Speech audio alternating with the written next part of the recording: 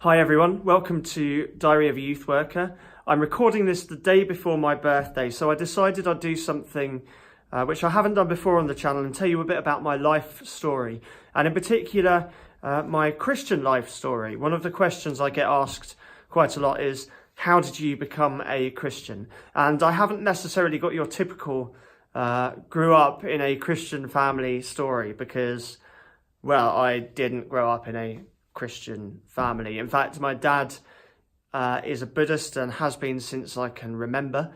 Quite a high up Buddhist, in fact. We'd have all these guests coming from India and Tibet when I was younger, and he actually went to see the Queen for services to Buddhism not that long ago at Buckingham Palace. My mum, we don't really know what she is, so yeah, Mum, if you could tell me at some point, that would be great.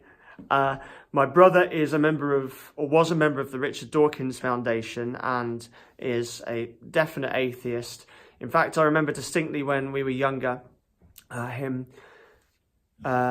painting or drawing a picture of Richard Dawkins and hanging it up in the house. And yeah, my nan is a trained yoga teacher, trained in the ashrams in India. Absolutely fascinating person. She's about, what, she's over 80 now and she's still going out doing her stuff. I hope to be that athletic when I hit 80 years old. So yeah, there's a full range. It means Christmas is a bit like a multi-faith event when I go back each year, and it makes for some quite interesting and heated conversations. But that was the environment I grew up in, and basically, when I was about 5, there was this kind of a bit of a Damascus Road moment where I was about to be empowered as a Buddhist at this Buddhist camp, and it wasn't something I was forced to do. I very much wanted to do it. When you get empowered as a Buddhist, if you don't know, that's kind of like their version of a christening or a baptism, and it involved my dad's whole Buddhist group getting together in Wales, because for some reason that's where all the Buddhist camps happened. And we all stayed over at this house on this farm, and the night before it was due to happen, I got a really, really strong image of Jesus in my head.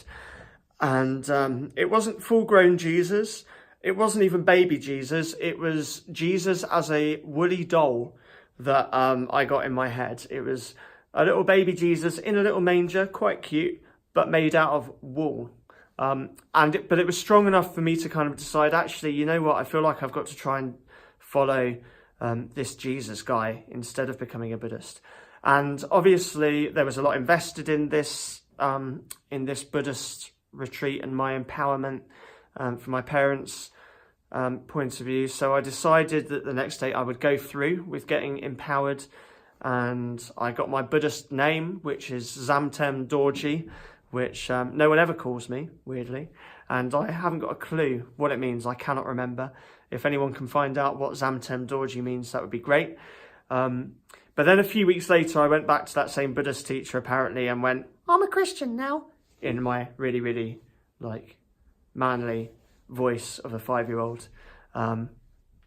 And yeah, my parents were quite supportive. They let me go to church. They would get people to take me across the road to this church across the road from our flat in Brixton.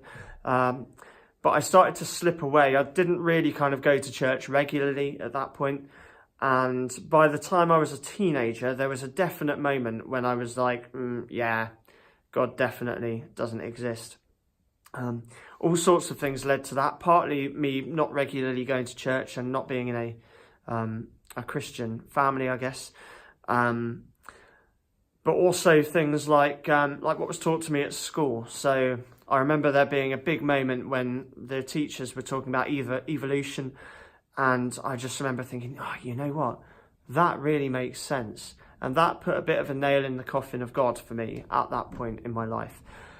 However, there were two things which always kept something in me, which was kind of maybe not entirely shutting the door on God. The first of those was that I was born with 3 kidneys. 2 of them were joined together, and I was kind of in and out of hospital all the time when I was younger with issues relating to the kidney and with things like urine infections and stuff. But weirdly, when I was about 12, suddenly those problems just dried up, and I remember going to the hospital the day after, a couple of days after Christmas Day, and them saying, yeah, we're satisfied that you're not having any more problems with this anymore. And that kind of made me think, maybe there's something looking out for me. But the other thing was, if I looked up at the sky at any point, I just couldn't bring myself to believe that that was all an accident. The whole fine tuning of the universe, the fact that if anything was slightly out of balance, then humans wouldn't be able to exist and everything would be completely different. And I just kind of felt, you know what, that just screams of being created by something. But anyway, I remember thinking that Christians were very, very weird for most of my time as a teenager. And it wasn't until I'd finished school and college and I'd started going to a part-time performing arts school that started to change. And what that was there were Christians who happened to be there, who were my age, and there was just something about them. They had like a peace about them, which I didn't have. I was Mr. Worry, overthink about everything. They just had this peace about them. And it made me kind of think, you know what, they've got something that I want. And it opened me up to it a bit again. At the same time, I was working in a care home. And I had to take this man who was basically paralysed by his dementia to a small local church. And I did that, and it was the most boring church service I'd ever been to in my life. It was a proper snore fest. Sorry if you go to that church, but it's one of the reasons I'm not naming it. I'm pretty sure that most of it was done in language that I just couldn't understand. And I was just wanting to get through it. But at some point in the service, we were asked to put our hands together to pray. And I did it just to make the other people that I was with feel comfortable. And as I put my hands together to pray, it was like the power of God just shot through me and gave me this incredible feeling of peace. And it was like a lightning bolt came through me, a peaceful lightning bolt. I don't think in real life, actually, you would, if you got struck by lightning, that you would feel peaceful about it afterwards.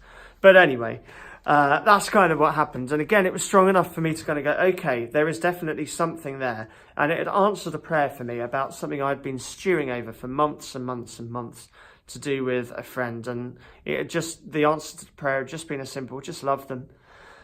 And I had no idea at that point about the idea that you could have a personal relationship with God. It had just not come into my church, any experience of church I'd had at that point, as far as I knew. The church service was so boring that I knew that this whole experience couldn't have just been me getting over enthusiastic, because there wasn't any room for enthusiasm in the service. It was that boring. And I decided that, because I knew I was about to go off to university, I decided that I would wait till I got to university to find a church, and got to university, kind of didn't really find a church at that point. By didn't really, I mean I didn't find a church at that point. I didn't look or anything like that. And it got to about 5 months in, and me and this particular group of friends, there'd been a real tension building among us. And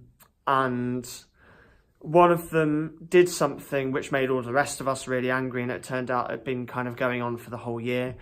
And we got really angry with them. But then I got a nudge from kind of nowhere just to forgive them at that point. And I didn't really know where that had come from, but I knew that I had to do it.